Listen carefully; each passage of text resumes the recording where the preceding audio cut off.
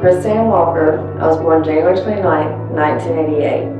I came home from the hospital with my mom. We lived with my grandparents until I was about 16. My father wasn't in the picture because he was fighting his own demons. I lost my grandpa when I was about 16. At 17, I was married and got introduced to pain medication, and that's when my addiction began. At age 22, I was divorced, and the pain medicine just wasn't enough for me anymore.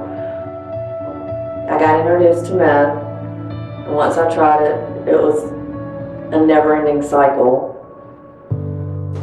After my divorce, I moved in with a drug dealer, and that's when I was introduced to shooting meth. That's when my downhill spiral began. I was living in a home with no power, no water, no food, cockroaches and rats running everywhere, but I didn't care as long as I was getting high.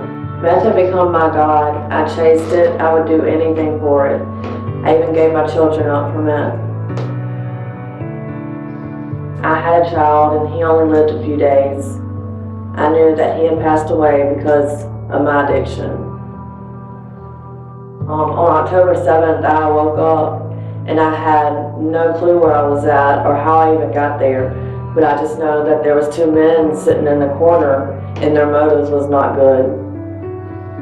I was so scared. I told them I had to smoke a cigarette and ran outside, but really ran to the neighbors to use a phone. I knew at that time I was sick and tired of being sick and tired. I knew something had to change.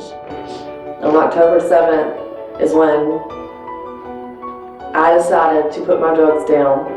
On October 9th is when I walked in to Wings of Life, and that was the best decision I ever made.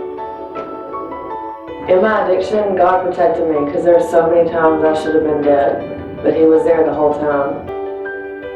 The next few months, I started a journey on discovering who Christ was. I began to realize He brought me out of that pit of destruction, out of the mud, and He set my feet upon the rocks, making my footsteps firm.